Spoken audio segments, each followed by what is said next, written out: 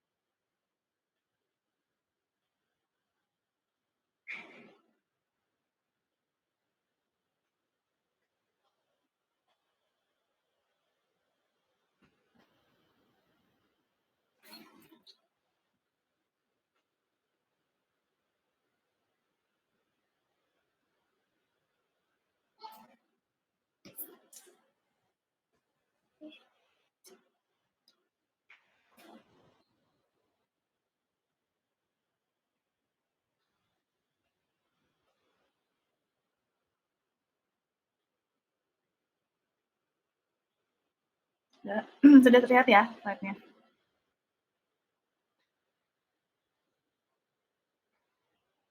Ya, sudah, Bu.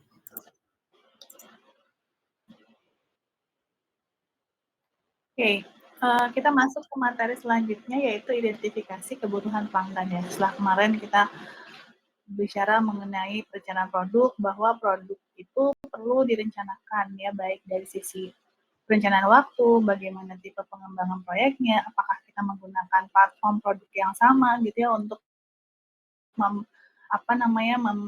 menghemat waktu pengembangan, mengurangi biaya dan lain-lain. Nah, sebenarnya identifikasi kebutuhan ini sudah kita sering bicarakan ya di awal pertemuan.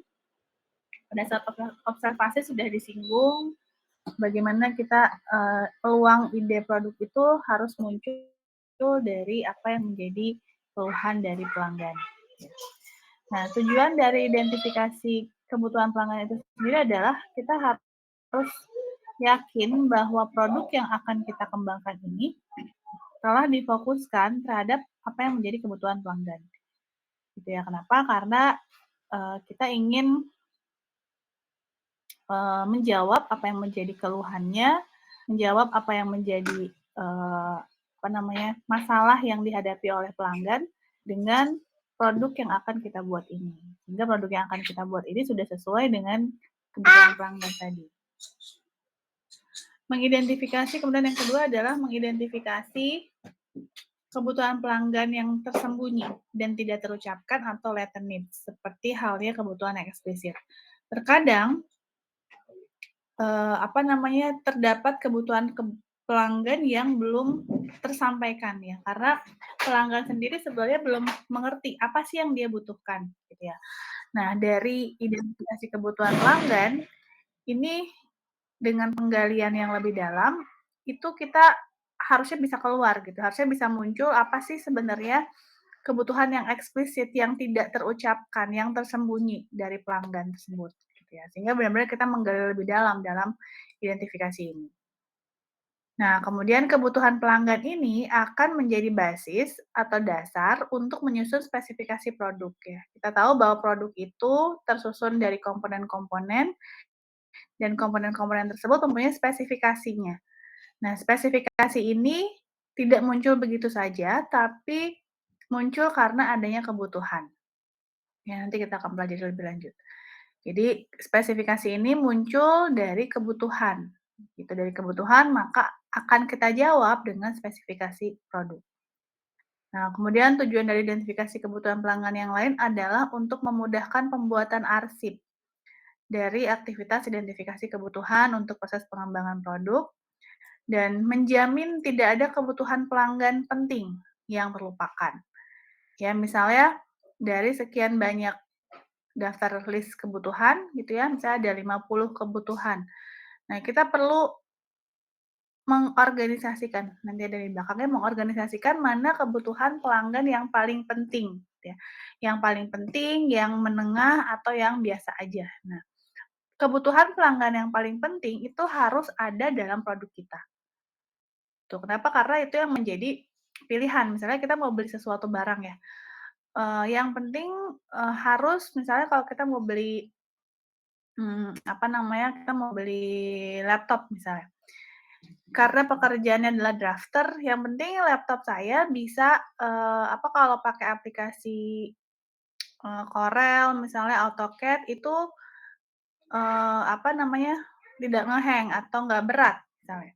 Nah, ada preferensi pelanggan yang ketika dia ingin membeli barang itu ada paling pentingnya gitu. Kalau yang lain-lainnya nggak apa-apalah, yang penting mah laptop saya harus bisa ini misalnya. Nah, kita harus bisa mengorganisasikan mana kebutuhan pelanggan yang paling penting dan itu harus ada dalam produk kita. Makanya di sini harus jelas siapa pelanggannya karena, apa namanya, segmentasi pelanggan nanti akan berpengaruh terhadap kebutuhannya, akan berbeda kebutuhannya. Kemudian yang berikutnya adalah menanamkan pemahaman bersama mengenai kebutuhan pelanggan di antara anggota tim. Nah, kita di sini sudah membentuk tim dan, seluruh anggota tim harus mem harus apa namanya, dalam memahami atau dalam pemahaman terhadap kebutuhan pelanggan itu harus satu suara, gitu ya.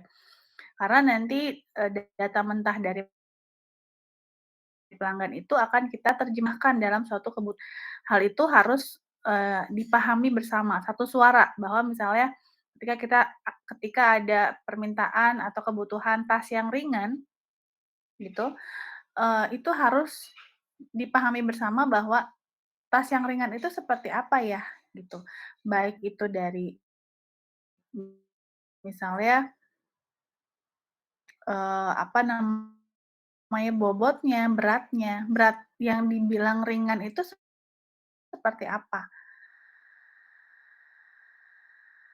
Apakah di bawah 500 gram, apakah di bawah 1 kilo, gitu ya. Nah, itu harus dipahami bersama oleh seluruh anggota tim. Kira produk apa?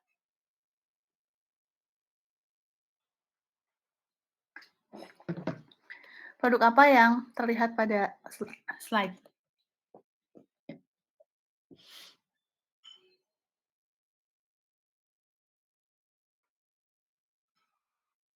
Halo?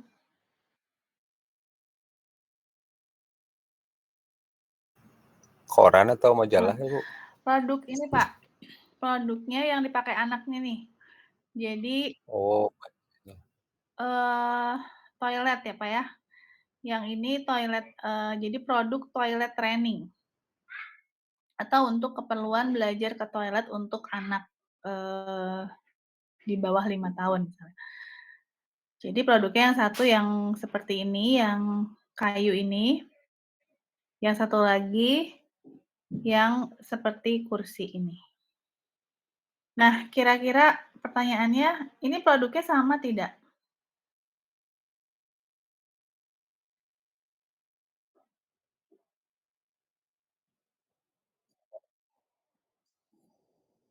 Sama Bu, Misalnya kalau dibilang, fungsi dari produk ini sama nggak? Oh, sama Bu. produknya sama nggak sih? Produknya sama ya. Produknya adalah, apa namanya, toilet training ya, kebutuhan untuk belajar ke toilet untuk anak, gitu. Nah, produknya sama, yaitu toilet training. Kemudian spesifikasinya sama atau tidak? Berbeda Bu. Beda, Bu. Spesifikasinya jelas berbeda ya. Yang kiri seperti ini gitu ya, dia, di-stacking, ditumpuk di atas toilet dewasa. Sementara yang kanan ini dia produknya seperti kursi gitu. Spesifikasinya berbeda, yang ini dari plastik, yang ini terlihat dari kayu. Nah, kenapa bisa berbeda nih kira-kira? spesifikasinya.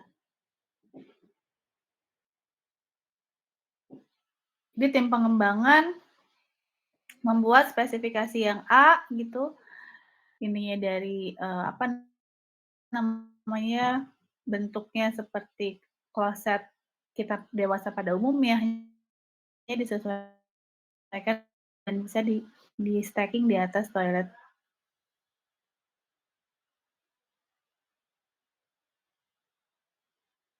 pada umumnya. Sementara yang ini bentuknya seperti spesifikasinya bisa berbeda.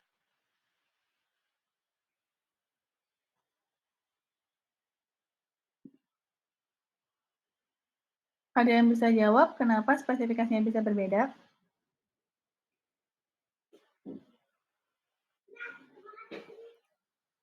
Coba Oh, kita boleh lihat saya. lagi. Ya, silakan Pak Agus. Iya, Bu, kalau lihat spesifikasi yang paling menonjol di sini, kalau yang sebelah kiri itu kan, menggunakan toilet existing ya, Bu. Jadi itu kayak tambahan lah alatnya itu ya. Kalau yang sebelah kanan itu memang satu kesatuan tuh. Jadi kita nggak perlu, toilet yang udah ada di rumah gitu, bisa portable juga kayaknya deh. Bedanya di situ, Oke, Bu, menonjol ya. maksudnya gini Pak, eee, ini kan produknya sama ya, maksudnya produknya adalah toilet training. Seperti yang kemarin kita contohnya adalah mineral, air mineral ya. Produknya sama, kenapa sih bisa muncul yang satu speknya gitu ya, sementara kan produknya sama aja gitu ya, produknya sama-sama toilet training, kenapa yang satu bisa muncul, apa namanya, bentuk seperti ini gitu ya, dari bahan seperti ini, kemudian peruntukannya juga untuk di toilet umum gitu ya, sementara yang satu spesifikasinya muncul seperti ini. Nah, kita balik lagi, spesifikasi itu berdasarkan apa dibuatnya? Kebutuhan atau keinginannya, Bu? Nah, spesifikasi itu muncul karena ada kebutuhan pelanggan. Jadi ketika ditanya, kenapa bisa speknya berbeda antara produk yang kiri dan kanan walaupun produknya sama-sama untuk toilet training, kira-kira apa jawabannya? Kenapa speknya bisa berbeda kiri dan kanan? Karena ada Ada kebutuhan apa? yang berbeda, Bu. Nah, Ya betul Pak, sebelah kiri karena itu nggak bisa dipindah-pindah kan, sebelah kanan bisa mobile nih, bisa sambil ya, jalan-jalan misalkan. betul. Karena ada kebutuhan yang berbeda. Dari mana? Dari pelanggan. Ternyata pelanggannya berbeda nih kiri dan kanan, gitu. Walaupun diperuntukkan untuk sama ya, kita, pemakainya sama gitu, umur anak sekian sampai sekian, gitu. Tapi kebutuhannya berbeda nih. Misalnya kebutuhan pelanggan yang kiri adalah, apa namanya, saya pengen, anak saya belajar ke toilet tapi, apa namanya, saya pengen anak saya langsung belajar ke toilet dewasa, ke kamar mandi, gitu. Tapi keluhan yang sekarang adalah kamar mandi yang, apa, kloset yang sekarang nggak bisa diduduki oleh anak saya karena kejeblos dan segala macam, gitu. Makanya saya perlu suatu produk yang ditambahkan pada toilet ini, gitu. Sementara yang kanan, dia apa, kebutuhannya adalah saya pengen anak saya belajar ke toilet, tapi anak saya belum berani ke kamar mandi, gitu. Dia nggak mau langsung di kloset ini, sehingga saya butuh produk yang transisi misalnya dari Pampers ke toilet, gitu, walaupun belum sesungguhnya. Nah, walaupun nanti produk ujungnya adalah produk yang dipakai untuk anak belajar ke toilet, tapi produknya bisa berbeda atau spesifikasinya bisa berbeda, karena tadi ada apa, ada kebutuhan yang berbeda nih, kebutuhan pelanggan yang berbeda, yang akan menjadi dasar atau basis untuk menyusun spesifikasi produk. Nah, dari sini bisa nggak kita bilang bahwa, ketika kita membuat toilet ini ya, bisa nggak kita bilang, ini buat anak aja, kebutuhannya buat anak umur, misalnya sorry sebelum sebelum itu saya tanya lagi, kira-kira, yang anak mana ini yang lebih dewasa? Yang kiri atau yang kanan yang lebih dewasa? Yang kiri anak yang kiri atau yang kanan yang lebih dewasa? Kanan, Bu. Kelihatannya kayak yang kanan, Bu. Yang kanan.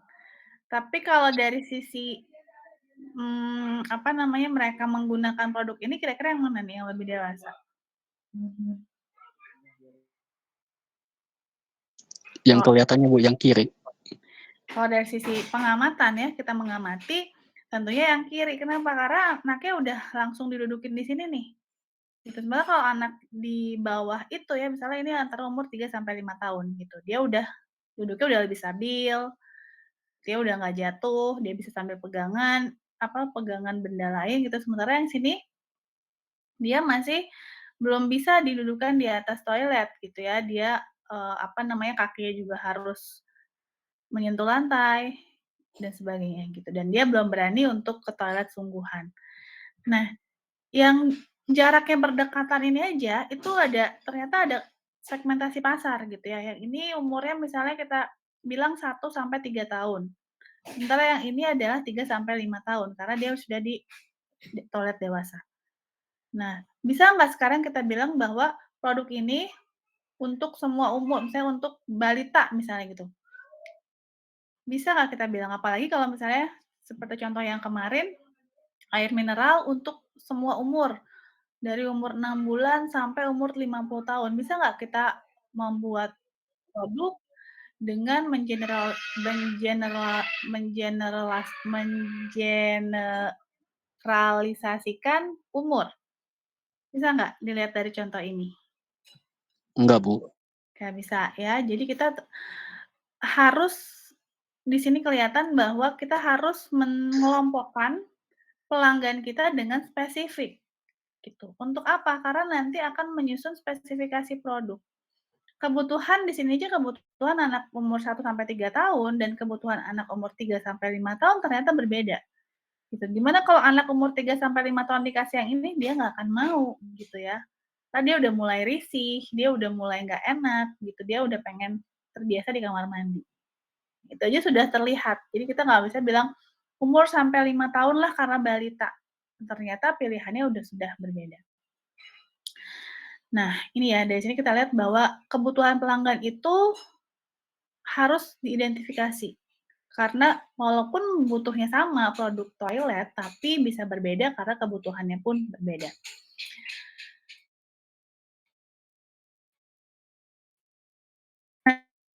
Yang kira-kira kalau ada akan kita beli untuk anak, produk yang kiri atau yang kanan?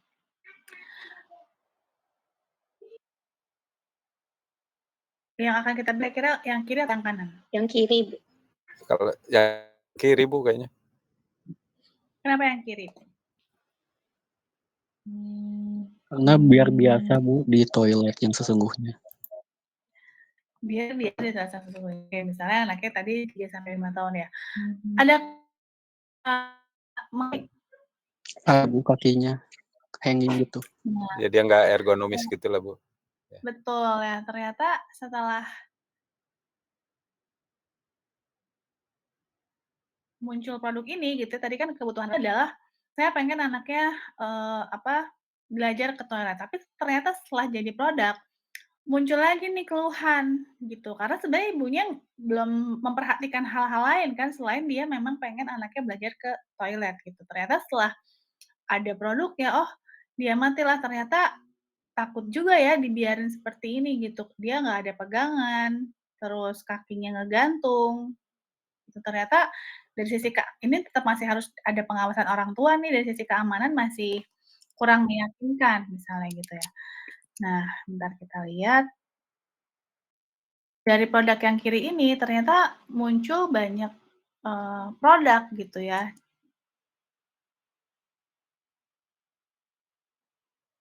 Nah, ternyata dijawab oleh ini nih, terlihat tidak?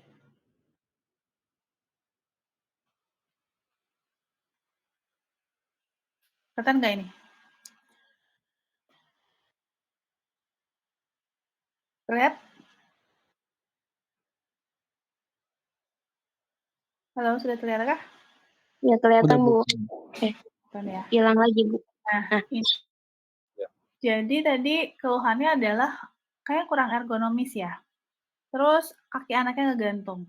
gitu. Ternyata sekarang sudah untuk menjawab itu dibuatlah udah gitu dengan, desain yang lebih ergonomis, memperhatikan keamanan dan kenyamanan, terus kemudian di kiri kanannya ada pegangan untuk anak.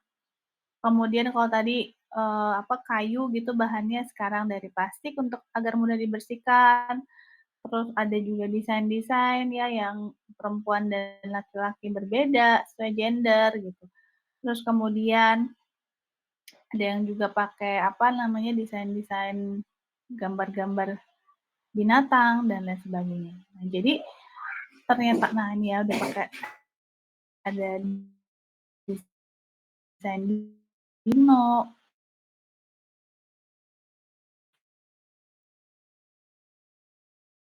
dan sebagainya. Jadi dari situ kan contohnya juga udah anak yang dewasa ya. Nah, dia pakai bantalan dan sebagainya gitu. Nah, dari sini kita bisa lihat untuk produk toilet running aja itu bisa berbeda gitu. Bisa banyak sekali spesifikasi yang muncul. Ya misalnya kalau kita mau keluar kota gitu ya, terus tentunya pilihannya juga berbeda gitu, kebutuhannya berbeda. Saya butuh toilet untuk yang keluar kota nih, artinya kan kita harus membawa yang lebih simpel gitu, yang nggak yang, tidak ngabisin tempat dan sebagainya. Jadi walaupun tuh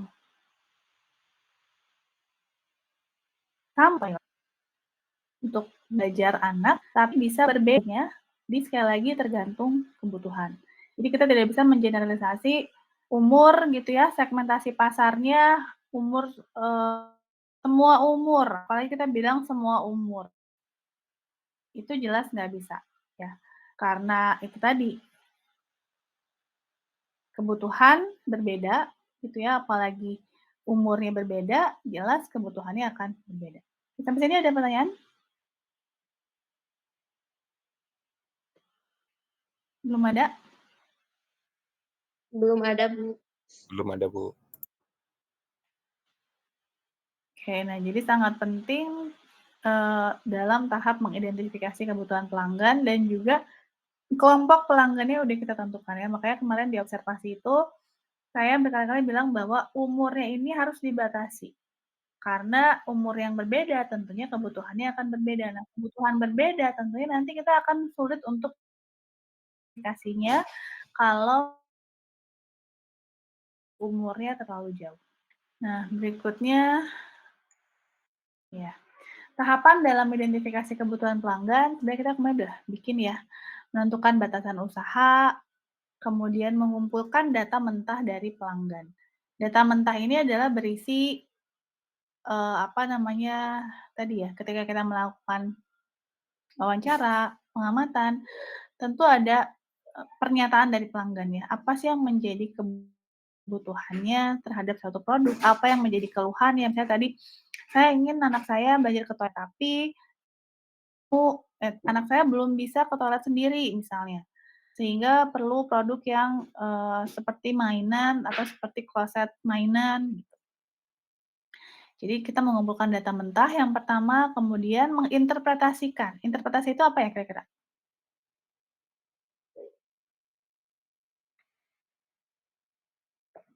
Interpretasi itu apa? Menggambarkan, Bu, atau, Ya, menerjemahkan ya, Bu? ya betul. Menerjemahkan ya. Jadi dari data mentah ini kita terjemahkan.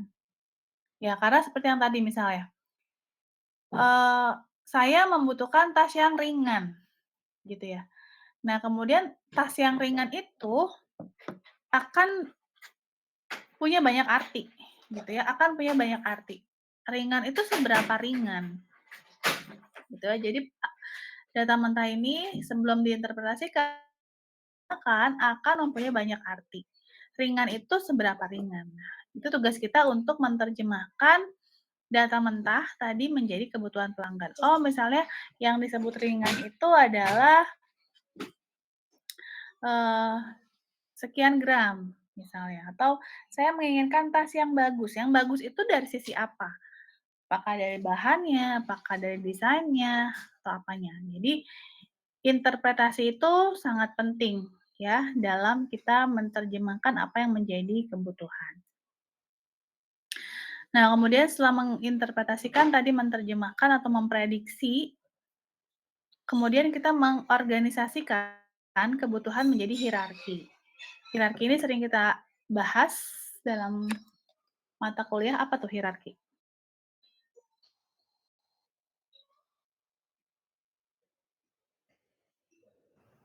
Di apa ya, MPI ya, Bu? Manajemen Perusahaan Industri kayaknya, Pak Rohman sering Iya. Apa tuh hierarki? bahas, Bu, di struktur organisasi biasanya. Ya, betul. Jadi hierarki itu adalah tingkatan, ya. Hierarki level tingkatan gitu. Nah, kita perlu mengorganisasikan kebutuhan itu menjadi tingkatan-tingkatan. Kenapa? Seperti tadi yang dibicarakan di awal bahwa ada level kepentingan yang paling penting, level kepentingan yang normal, yang sedang gitu, dan level kepentingan yang nggak penting atau biasa aja. Jadi kita harus mengorganisasikan kebutuhan menjadi level-level tertentu. Nah, kenapa? Karena kita harus menjamin bahwa kebutuhan yang paling penting itu harus ada dalam produk kita, gitu.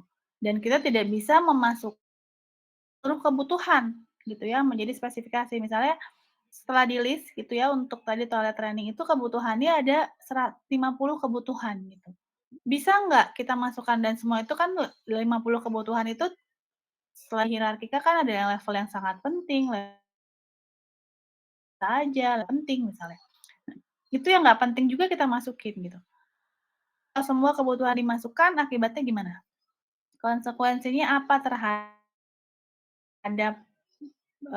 biaya?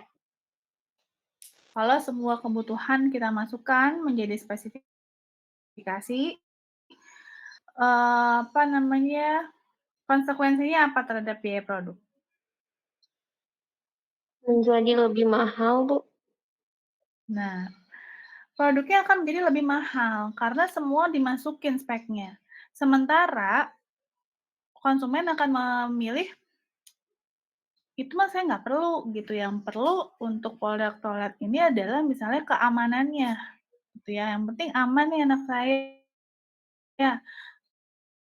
nih nyaman, bisa dipakai anak saya," gitu. Kalau yang desain-desain kayak gitu mah nggak perlulah, misalnya kayak gitu ya. Nah, jadi ada kebutuhan yang paling urgent, yang paling prioritas, yang konsumen kita inginkan. Dan itu harus ada dalam produk kita, gitu ya. Sehingga kita perlu membuat hierarki, level kepentingan, gitu. Kemudian menetapkan kepentingan relatif, tadi kepentingan relatif itu prioritas, sangat penting, biasa aja, atau sedang-sedang aja. Gitu ya. Oke.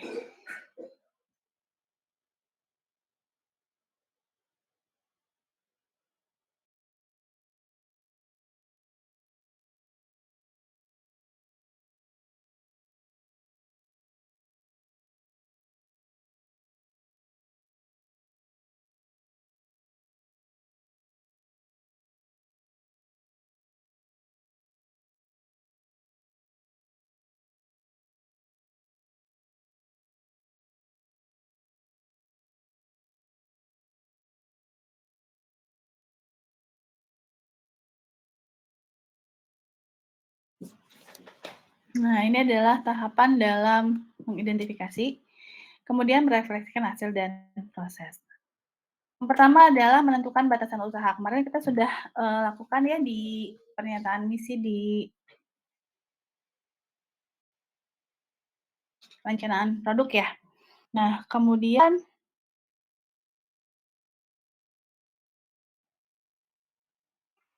di sini ada, deskripsi produk, ya nanti kita bahas apa itu deskripsi produk, menerangkan tentang, bagaimana sih produk kita, bagaimana produk kita, bagaimana cara menggunakannya, gitu. Kemudian sasaran bisnis kunci, ada target pasar untuk produk, yaitu siapa pasar utama kita dan pasar sekunder kita siapa.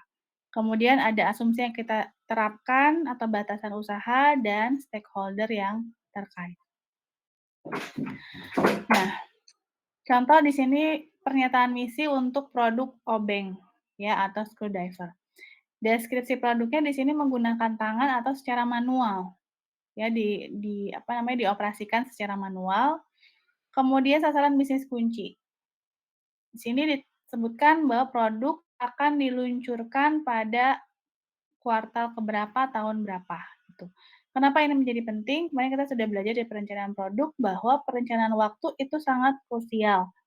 Ya, perencanaan waktu sangat krusial, kita merencanakan kapan produk ini bisa, launching gitu ya, apa yang menjadi kebutuhan pasar. Jangan sampai, apa namanya, kita tidak menetapkan batasan waktu, ya udahlah selesainya aja pengembangan ini baru dikeluarkan. Nah, kita jangan lupa bahwa kita, apa namanya,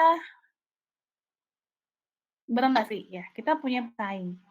Nah, jangan sampai kita belajar dari contoh Nissan, bahwa waktu pengembangan 2 tahun itu ternyata lama gitu ya, dan pesaing itu sudah siap-siap meluncurkan produknya dan akhirnya pasar target kita itu diambil oleh pesaing, dan ketika kita muncul, ketika kita sudah meluncurkan, akhirnya tidak terserap dan, biaya produksi nggak nutup gitu, dan akhirnya harus, tutup ya.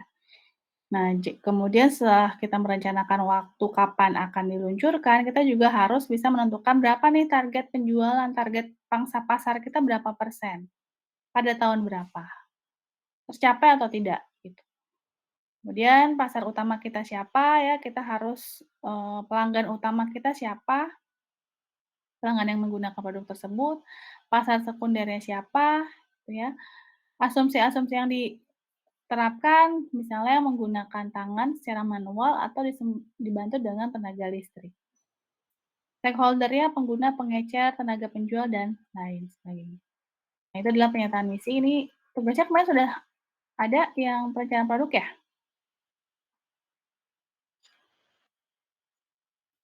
Udah dibuat ya? Tuh. 2 minggu lalu sudah ada tugas belum, Pak? Yang tentang perencanaan misi ini? Belum? Halo, suara saya terdengar. Cek. Belum belum deh, Bu. Oh, belum. Oke. Nah, kemudian identifikasi yang kedua adalah setelah tadi membuat pernyataan misi, kita mengumpulkan data mentah dari pelanggan. Ya, jadi nanti tugasnya kita membuat pernyataan misi ini ya, tentang deskripsi produk, bagaimana sasaran bisnis kunci, dan lain sebagainya. Kemudian yang kedua, mengumpulkan data mentah dari pelanggan. Ya, kita tentukan pelanggannya. Nah, pelanggan itu ketika kita memilih metode interview ya, jadi ada 3 metode yang digunakan untuk mengumpulkan data mentah dari pelanggan, yang biasa digunakan ya.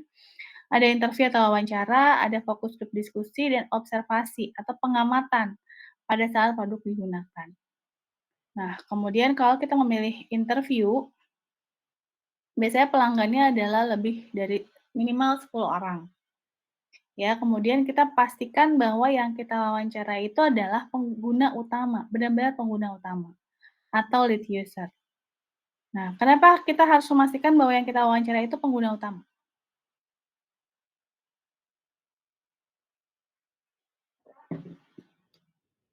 Kenapa kita harus memastikan bahwa yang kita wawancarai itu adalah pengguna utama? Karena apa?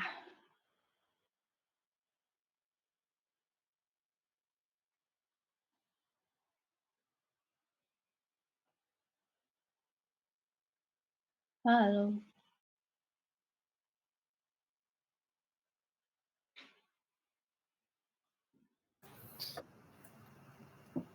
Bu, mungkin biar datanya lebih Iya, objektif Pak. ya, Bu, karena dia sudah mencoba produknya gitu, jadi gambarannya itu benar-benar bisa didapatkan. Kalau orang bukan pengguna utama ya, dia nggak tahu juga produknya seperti apa kan, Bu.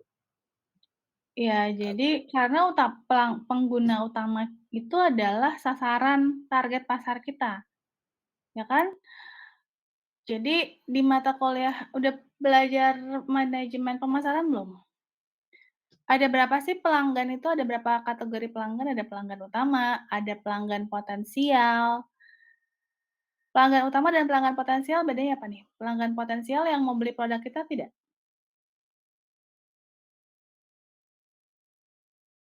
Pelanggan potensial, apa tuh kategori pelanggan potensial? Apa yang dimaksud dengan pelanggan potensial?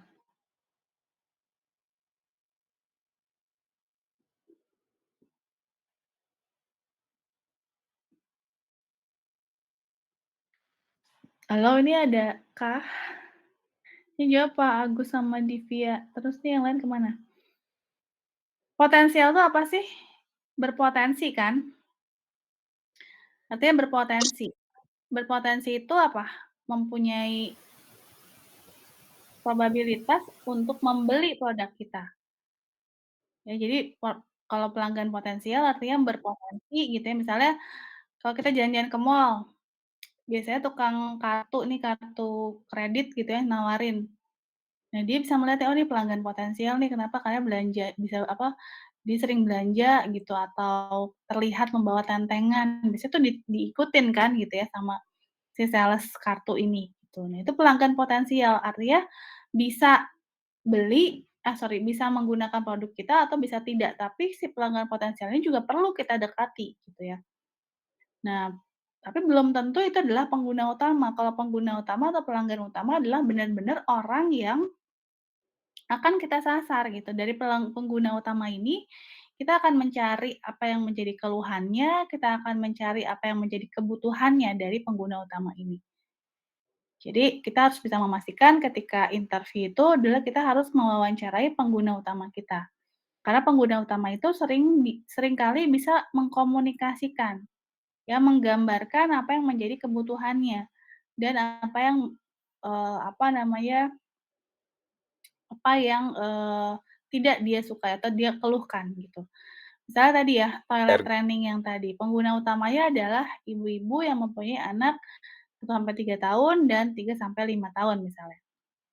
Pengguna potensialnya siapa? Pengguna utamanya tadi misalnya ibu-ibu yang mempunyai anak balita 1 sampai 3 tahun untuk produk yang kanan, 3 sampai 5 tahun untuk produk yang kiri. Pelanggan potensialnya siapa? yang baru menikah ya, Bu, yang dia merencanakan punya anak, bisa Ya, potensial tuh. ibu hamil misalnya pelanggan potensialnya, karena dia nanti bakal melahirkan umurnya ketika umur 1 tahun. Nah, itu si pelanggan potensial itu udah didekati, udah diedukasi gitu. Ada loh produk untuk toilet training. Tuh, jadi pelanggan potensial itu bukan pelanggan yang saat ini membutuhkan, tapi dia punya peluang untuk suatu saat membutuhkan. Seperti itu ya. Nah, ini udah 3 metode. Kemudian setelah, mengumpulkan data mentah itu, seni menampilkannya adalah biarkan wawancara mengalir apa adanya, jadi seperti ngobrol, tidak ada tekanan gitu. Kemudian kita bisa menggunakan alat peraga, hindari hipotesa awal, artinya kita tidak boleh memberikan pendapat dulu nih tentang produk yang kita tahu terhadap produk. Kita nggak boleh memberikan, dugaan awal, hipotesa awal gitu ya. Jadi benar-benar murni dari pendapat si pelanggan ini. Kemudian biarkan pelanggan mendemonstrasikan produk. Nah, ketika produk yang tren tadi ya, ketika kita mengamati anak,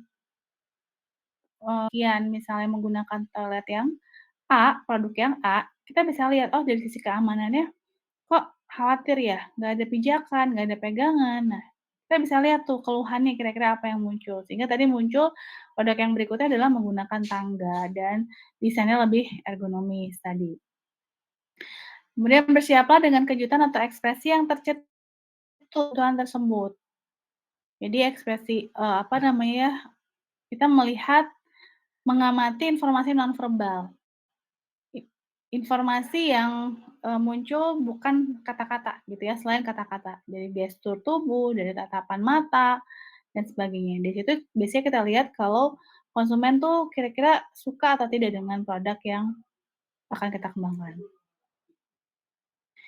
gitu. Kemudian setelah itu, data mentah itu kita bisa dokumentasikan dengan melalui rekaman suara, melalui catatan, rekaman video, atau foto.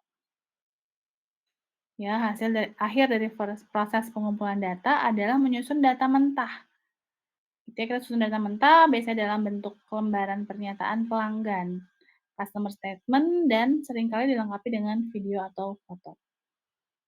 Nah, kemudian langkah yang ketiga adalah setelah kita mengumpulkan tadi data mentah ya, baik itu melalui wawancara, fokus grup diskusi, ataupun pengamatan langsung, kemudian berikutnya adalah kita menginterpretasikan tadi, menerjemahkan data mentah tersebut menjadi kebutuhan pelanggan.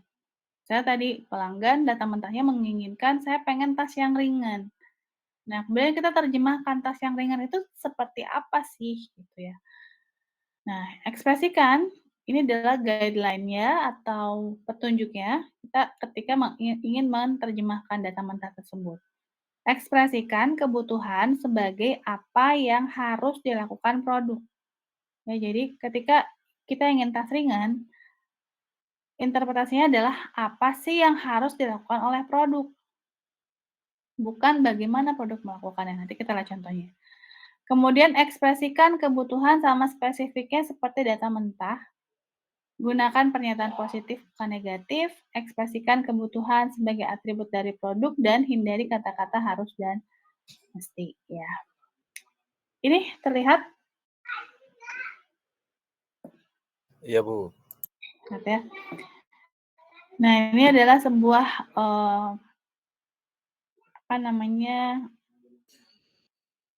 customer statement ya, sebuah list kebutuhan konsumen, data mentah dari konsumen. Pertanyaannya, di sini ada pernyataan pelanggan, data mentah, dan di sini ada interpretasi kebutuhan. Ya, kita menerjemahkan tadi. Nah, ini contoh untuk alat obeng yang tadi ya, alat obeng. Nah, di sini ada pertanyaan bagaimana penggunaan si obeng tersebut. Ada pernyataan pelanggan, saya perlu menyekrup atau saya perlu mengoperasikan sekrup dengan cepat, lebih cepat daripada dengan tangan. Ya, saya perlu lebih cepat daripada dengan tangan. Kalau pakai pakai tangan lebih lama, jadi saya perlu alat untuk menyekrup lebih cepat gitu.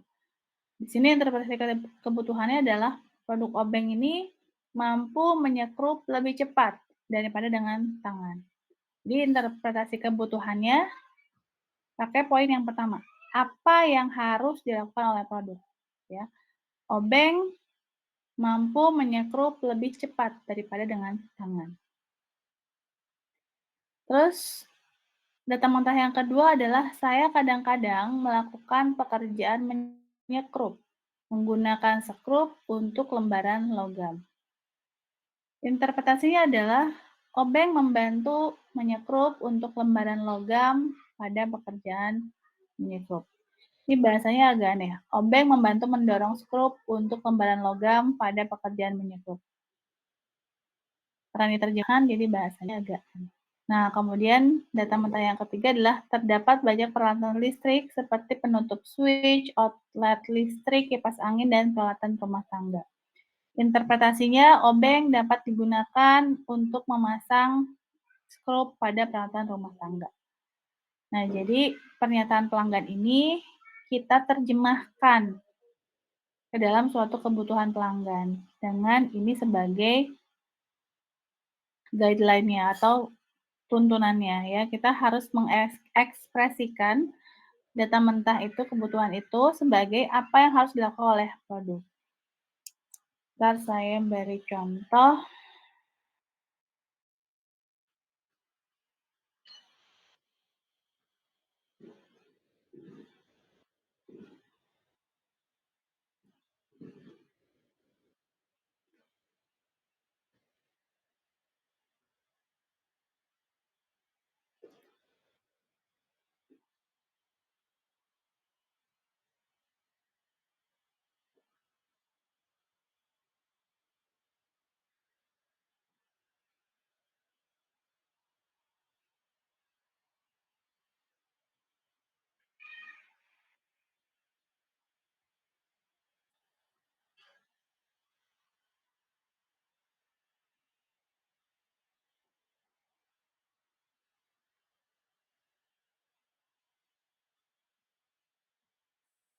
Sudah terlihat?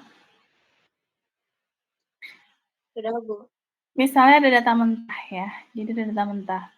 Ada pertanyaan misalnya, kepada pelanggannya adalah orang yang suka atau komunitas hiking ya, orang pecinta alam gitu. Itu ada data mentah. Saya memerlukan tas untuk membawa barang saat hiking. Nah, saya memerlukan tas untuk membawa barang saat hiking. Interpretasi kebutuhan yang benar adalah apa yang harus dilakukan oleh produk. Nih, bukan ini yang salah ya. Bukan bagaimana produk melakukannya. Ini yang benar.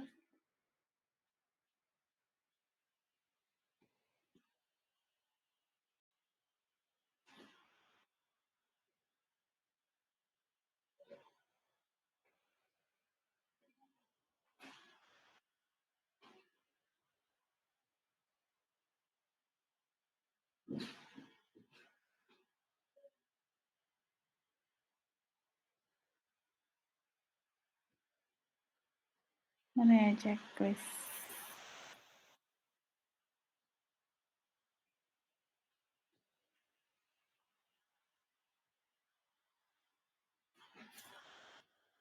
Nah, ini yang benar ya. Ini yang salah.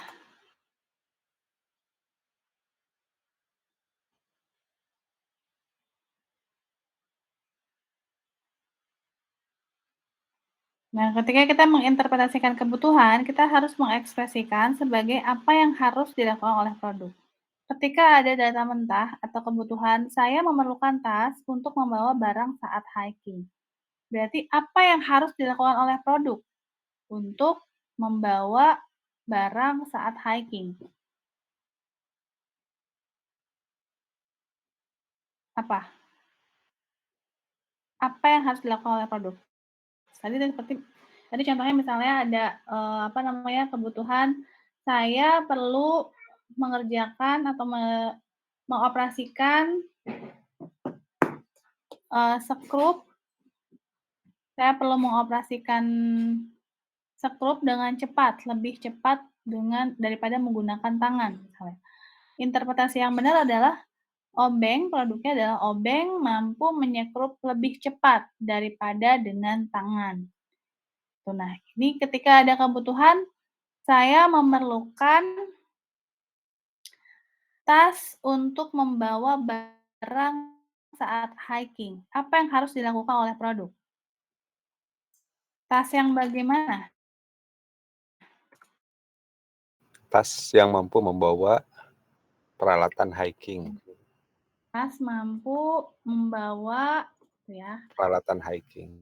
membawa apa aja nih gitu ya, bla bla bla. Misalnya kebutuhan hiking gitu ya, membawa kebutuhan hiking, terus makanan dan lain sebagainya gitu ya. Nah, jadi saya memerlukan tas untuk membawa barang saat hiking. Interpretasi kebutuhannya adalah tas yang mampu membawa kebutuhan hiking dan makanan. Terus yang salah adalah kita jangan sampai jangan ke sini dulu nih. Bagaimana produk tersebut melakukannya? Kalau ini kira-kira apa? Bagaimana produk tersebut melakukannya adalah bagaimana produk melakukan atau membawa tadi kebutuhan hiking, makanan. Nah, jawabannya apa kira-kira kalau misalnya pertanyaannya bagaimana produk melakukannya?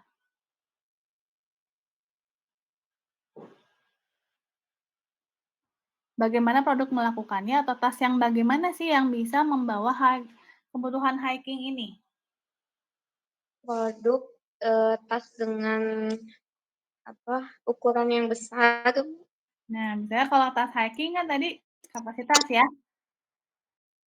Kan ada yang berapa liter gitu kan hiking itu ya. Misalnya 5 liter atau 10 liter misalnya. Oke, kita bilang 5 liter aja. Gitu. Nah, ini yang kapasitas 5 liter ini bukan sebagai interpretasi kebutuhan. Interpretasi kebutuhan ya cukup sampai apa yang harus dilakukan oleh produk. Berarti produk ketika ada kebutuhan, memerlukan tas untuk membawa barang saat hiking adalah tas mampu membawa kebutuhan hiking. Nah, bagaimana produk tersebut melakukannya? Oke, kapasitasnya misalnya 5 liter, tergantung nih apa yang dibawa, misalnya kan. Nah, bagaimana produk tersebut melakukannya itu termasuk apa kira-kira? Oke, nanti ya. Kemudian ada data mentah yang kedua. Saya memerlukan tas hiking yang tidak membebani saya. Apa yang harus dilakukan oleh produk? Artinya tidak membebani saya itu, kalau beban itu kira-kira nyambungnya sama apa nih? Tas mungkin terasa ringan ketika dibawa. Nah, berarti tas ringan ya.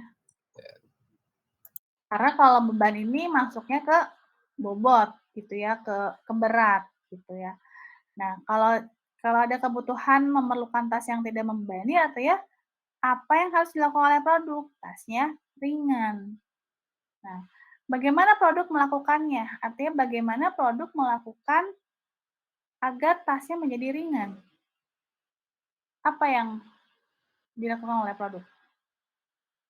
Produknya harus gimana biar tasnya menjadi ringan?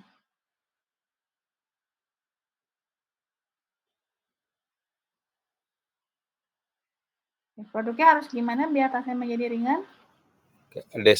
Desainnya ergonomis kali, Bu. Nah, dari desain, terus dari bahan gimana? Iya, materialnya. Dari bahan, gitu material, terus dari aksesoris, dan lain sebagainya. Nah, ini semua termasuk apa kira-kira? Kalau udah ngomongin desainnya gimana, bahannya gimana, tadi misalnya desainnya simple, bahannya dari parasut, gitu, karena dia ringan. Aksesorisnya juga minimalis. Kapasitasnya 5 liter, itu masuknya apa? Spesifikasinya, Bu, ya? Spesifikasi, betul. Masuknya adalah spesifikasi. Nah, kita belum sampai spesifikasi, kita baru menginterpretasikan kebutuhan. Gitu ya, artinya kebutuhannya tas mampu membawa kebutuhan hiking, seperti makanan, peralatan, dan sebagainya. Tasnya ringan, dan lain sebagainya. Nah, dari kebutuhan ini nanti akan diterjemahkan lagi ke dalam spesifikasi. Oh, tas yang mampu membawa barang-barang ini ternyata kapasitasnya minimal 5 liter.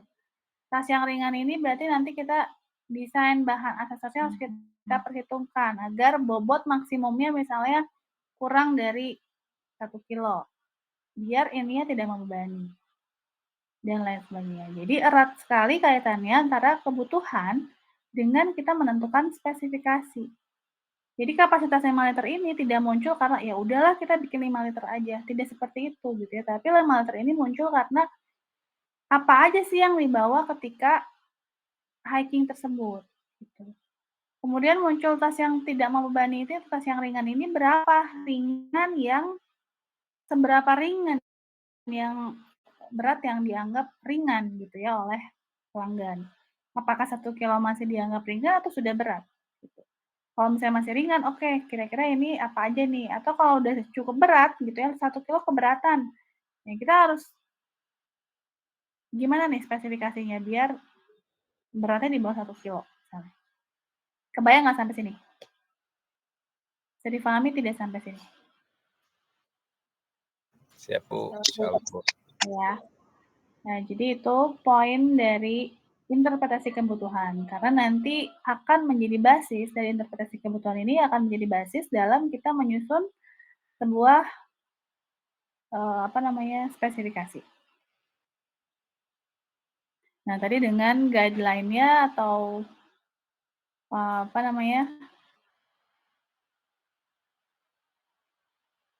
bahwa kita harus mengekspresikan kebutuhan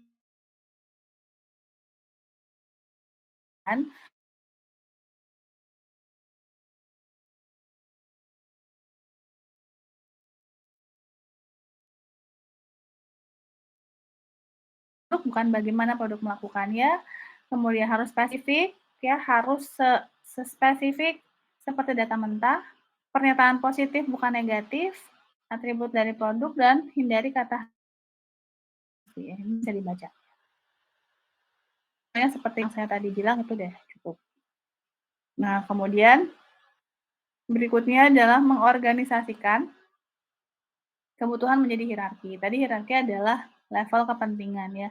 Misalnya dari data mentah ini terkumpul 50 kebutuhan. Nah, kita harus mengorganisasikan gitu, mana level yang paling penting. 80% pelanggan misalnya menjawab tadi, oh tasnya itu harus ringan. Maka tas ringan itu menjadi level kepentingan yang prioritas. Dan ringan itu seberapa ringan harus ada dalam produk kita.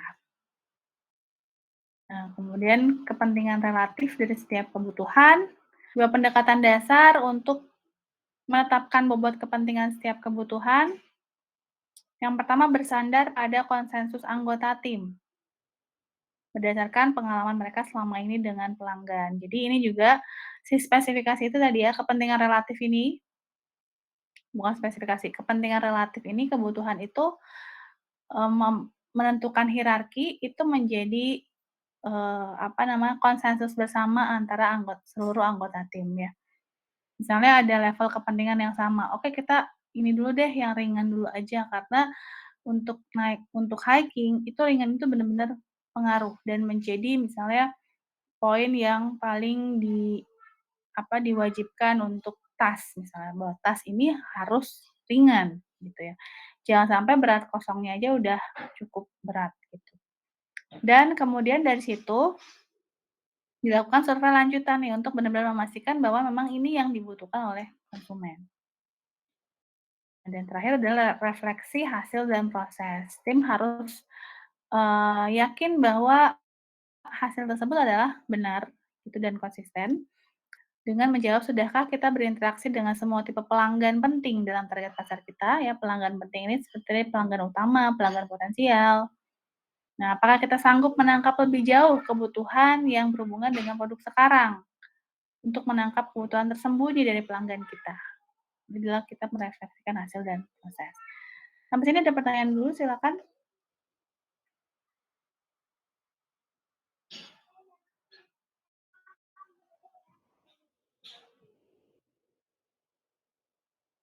Tidak ada? Belum ada sepertinya, Bu. Oke. Nah, ini ada contoh optimasi. Nah, kira-kira mana yang lebih mana yang lebih menguntungkan kira-kira? Dari sisi fungsi sama apa tidak? Sama, Bu. Dari sisi Potong. sama ya, kalau kita lihat dari sisi fungsi yang original sama yang produk setelahnya itu adalah sama untuk memotong kuku. Nah, tapi di sini produk yang aslinya itu banyak komponen ya, kita lihat ya. Banyak komponen. Sementara kanan ini adalah sudah dilakukan substitusi untuk komponen penggantinya gitu ya. Nah, ini disebut optimasi. Kenapa? Karena kita melakukan banyak penghematan di sini. Dan ini menjadi keuntungan tidak kira-kira ketika kita lakukan optimasi? Jelas keuntungan, Bu. Keuntungan. Sisinya yang lebih murah. Ya, betul ya. Keuntungan dari HPP-nya gitu ya, bisa lebih murah karena komponen yang dibuat juga lebih sedikit. Sementara dari sisi fungsinya ini tidak banyak jauh berubah gitu ya, walaupun misalnya satu berat gitu ya, tapi dari sisi fungsinya ini sama tidak terlalu banyak berubah. Tapi yang jelas terlihat di sini adalah optimasi. Ya harga lebih, komponen yang dipakai lebih sedikit, proses perakitan juga jadi lebih sedikit gitu. Ya di sini disebutnya optimasi. Nah, kalau yang ini disebutnya development. Kenapa kira-kira? Apa perbedaannya dengan yang tadi? Development ini adalah pengembangan ya, seperti yang akan kita lakukan sekarang. Perbedaannya apa dengan yang optimasi tadi?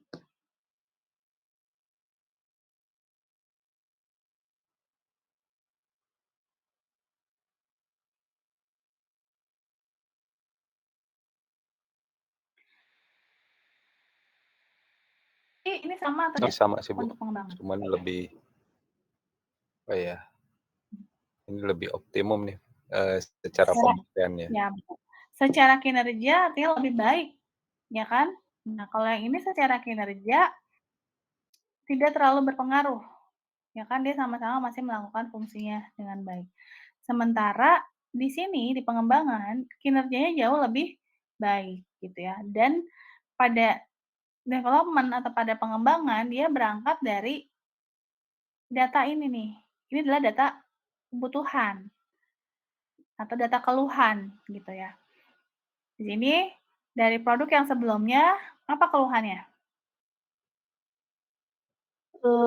Apa ukurannya terlalu Nah, besar, ukurannya terlalu besar, terus kemudian beratnya juga besar, talk time-nya kecil ya, waktu bicaranya bentar. kecil atau baterainya cepat habis. Nah, dari sini kemudian dilakukan nih pengembangan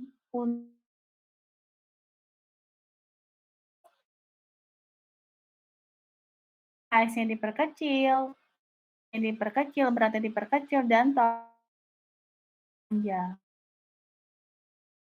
Optimasi, kenapa? Karena ya belum tentu juga kalau optimasi kan tadi benar-benar pengurangan ya. Ya, mengoptimalkan. Nah, di sini belum tentu optimasi, tapi dia menjawab dari apa namanya, pengembangan. Tapi dalam pengembangan ini juga bisa di dalamnya termasuk optimasi. Ya, misalnya tadi komponen-komponen yang sebelumnya bagaimana kemudian diganti disubstitusi agar kinerjanya lebih baik. Nah, terlihat ya bedanya ya antara optimasi yang tidak terlalu berpengaruh terhadap kinerja dari produk, sementara optimasi di sini berangkat dari keluhan yang menjadi kebutuhan dan dijawab dengan produk pengembangan. Tuh. Nah, ini adalah contoh dari identifikasi kebutuhan ya, misalnya produknya produk helm Bluetooth, helm yang dilengkapi dengan Bluetooth yang dipakai untuk komunikasi saat mengendarai sepeda motor. Kenapa? Karena apa namanya sangat dibutuhkan untuk pengendara motor yang perlu komunikasi dengan temannya gitu ya. Contohnya buat apa nih saat melakukan touring jarak jauh gitu. Nah, sementara dia nggak bisa pegang handphone dan dilarang juga menggunakan handphone, tapi dia perlu berkomunikasi dengan teman timnya, sehingga diciptakanlah helm Bluetooth, gitu. Kemudian ini adalah pihak-pihak yang terkaitnya, konsumen, produksi, supplier, dan lain sebagainya. Kemudian ada segmentasi pasar. Nah, di sini bisa nggak kita bilang dari sisi demografis ya, demografis itu dari usia, jenis kelamin. Bisa nggak kita bilang usianya 17 tahun ke atas?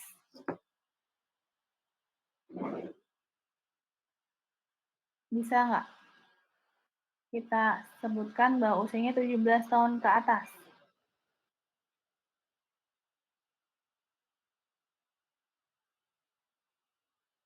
Mentang misalnya karena yang bisa naik apa yang boleh udah bisa mengendarai motor punya STNK 17 tahun ke atas Bu, jadi boleh 17 tahun. Bisa nggak kita generalisir seperti itu? Halo. Bisa Bu, tapi kebanyakan sekarang mah yang di bawah 17 tahun juga udah bisa pakai motor. Oke, dari penjelasan saya yang sebelumnya, apalagi tentang toilet anak tadi, terus air mineral, bisa nggak kita mengeneralisir konsumen kita dengan apa namanya umum seperti itu? Untuk semua umum, apalagi tadi ya 17 tahun juga udah bisa pakai motor. Udahlah semua umur aja, bisa nggak kayak gitu?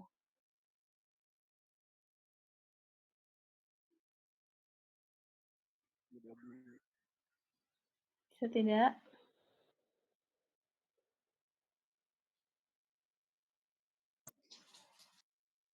Bisakah kita generalisir usia pelanggan kita 17 tahun ke atas, terus semua umur, bisa nggak? Oh, nggak bisa, Bu, ini. Tidak Kayak jawabannya. spesifik juga nih. Ya, karena apa tadi? Selain Pak Agus nih, Yuda apa Yud alasannya? Kenapa umur.